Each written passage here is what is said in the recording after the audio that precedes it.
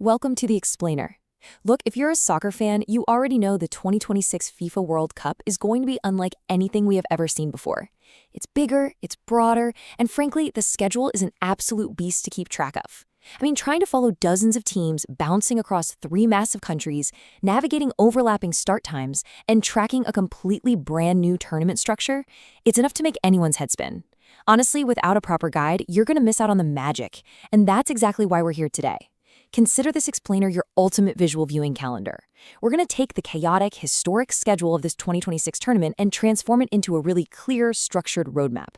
That way you know exactly when to tune in, what to watch, and how to pace yourself for the biggest sporting event in human history. 48. That is the magic number and the foundation of everything we're talking about today. For the first time ever, the World Cup is expanding to feature 48 teams. That is a massive leap from the 32-team format we've grown so accustomed to over the last few decades. Now, more teams obviously mean more matches, more days of nonstop action, and a total reshaping of how the tournament actually flows. But, it also means something way deeper for the sport itself. This expansion really opens the door for underdog nations, the ones who have continuously knocked on the door of qualification but always fell just a bit short. So we're definitely going to see a wider disparity in talent on the pitch. That means we might witness some absolute blowouts early on, sure, but we are also mathematically guaranteed to see some incredible, totally unexpected Cinderella stories. The sheer volume of matches here requires a totally different kind of stamina from the teams, and let's be real, from us as viewers too. And hey, it's not just the team count that's ballooning, it's the geographic footprint. The 2026 tournament is being co-hosted by three nations, the United States, Mexico, and Canada. This pan-North American approach adds a logistical nightmare to the schedule that literally cannot be overstated. Just think about the physical toll this map demands. A team might find themselves playing a grueling 90-minute match in the thin, lung-burning altitude of Mexico City, right? And then they have to immediately board a flight to play their very next game in the sweltering, heavy humidity of Miami, or maybe the cooler, crisp air of Vancouver. The climate variation is extreme, the time zones are sprawling all over the place, and honestly, the frequent flyer miles these teams will be racking up could probably fund a small country's space program. It is going to be an absolute endurance test for both the players' bodies and the manager's recovery tactics. Okay, so here is our roadmap. We'll cover 1. A historic, expanded tournament. 2. Must-watch group matches. 3. Navigating the group stage. 4. The knockout phase dates. And finally 5. The grand finale. Section 1. A historic, expanded tournament. Setting the stage. Section 2. Must-watch group matches. The standout fixtures. So out of dozens of early games, the schedule makers have totally gifted us some absolute heavyweight clashes right out of the gate. On Wednesday, June 17th, we get England squaring off against Croatia. This is a bitter, high-stakes grudge match revisiting their epic 2018 semifinal clash. England is going to be desperate to prove their dominance against Croatia's perennial midfield mastery. Then, skipping ahead just a bit to Friday, June 26th, we've got a massive doubleheader of pure talent. First up, Spain taking on Uruguay. This is such a fascinating clash of styles. You're pitting Spain's rhythmic, possession-heavy tiki-taka against Uruguay's fierce, high-pressing intensity. That exact same day, France faces Norway. You've got the established, well-oiled powerhouse of the French squad trying to figure out how to contain the sheer, unstoppable physical force of Norway's attack. And then just a day later, on Saturday, June 27th, Colombia goes head-to-head with Portugal. That's incredible South American flair coming right up against European tactical precision. Seriously, if you're going to request time off work or just completely block out your weekend plans, these are the dates to lock in right now. Section 3.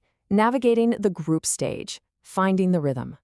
All right, so the marathon officially begins on Thursday, June 11th with the tournament opening matches. Right off the bat, Mexico takes on South Africa, followed closely by South Korea versus the Czech Republic. From that kickoff point, it is a relentless 16-day barrage of world-class soccer. For diehard fans, this schedule is going to stretch the absolute limits of your viewing endurance. The pace doesn't let up for a single second until we hit the pivotal final match days, which kick off on Friday, June 26th, and officially conclude the group stage on Saturday, June 27th. And remember, by the time those final match days roll around, the math gets wildly complicated. Teams aren't just playing to win anymore, they are desperate for goal differential. Because of the simultaneous kickoffs designed to prevent match fixing, the live group standings will be twisting and turning every single minute. A single goal in stoppage time halfway across the continent can entirely flip who advances and who goes home in tears. Now, because of the massive North American time zones, the daily TV schedule is incredibly wide. You might actually want to go ahead and warn your boss right now about a sudden, unexplained drop in your midday productivity next June. Keeping in mind that all times we're talking about are in U.S. Eastern Time, you're going to have games kicking off as early as 12 p.m. ET. That is absolutely perfect for a long lunch break watch. But the schedule stretches all the way into the dead of night. We are talking about midnight kickoffs on the East Coast. For example, on June 13th, Australia faces Turkey at 12 a.m. ET. You are definitely going to want to stock up on espresso, because there are quite a few of these late-night matches scattered throughout the group stage. It bridges the gap between days and literally turns this into a true 24/7 soccer festival that is practically guaranteed to wreck your sleep schedule. Moving on to Section 4, the knockout phase dates, escalating the stakes. Thanks to the 48-team expansion, we've got a brand new gauntlet to run, the Round of 32. This entirely new knockout round runs from June 28th through July 3rd, and it fundamentally changes the math of a deep World Cup run.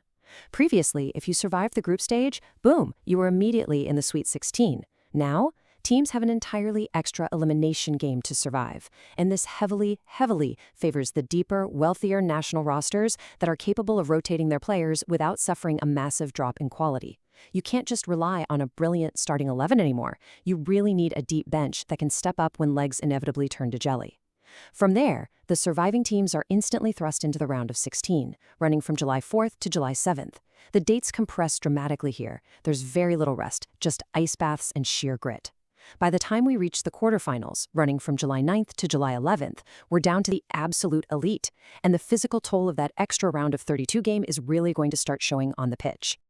Finally, Section 5, the grand finale, the final countdown.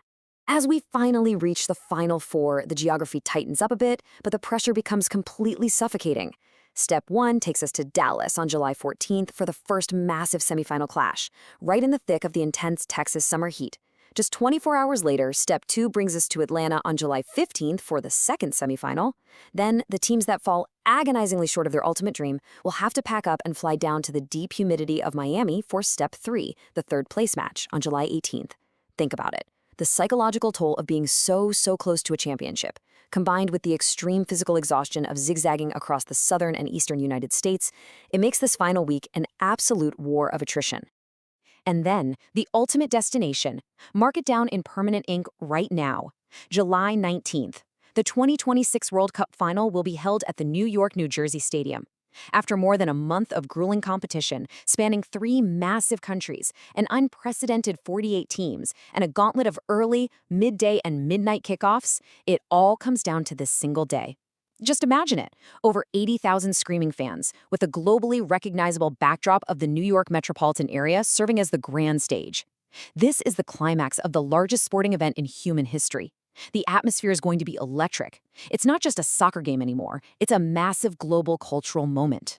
So, with an extra knockout round to survive, punishing cross-continental travel to endure, and the deepest field of international competitors in the history of the sport, the ultimate question remains.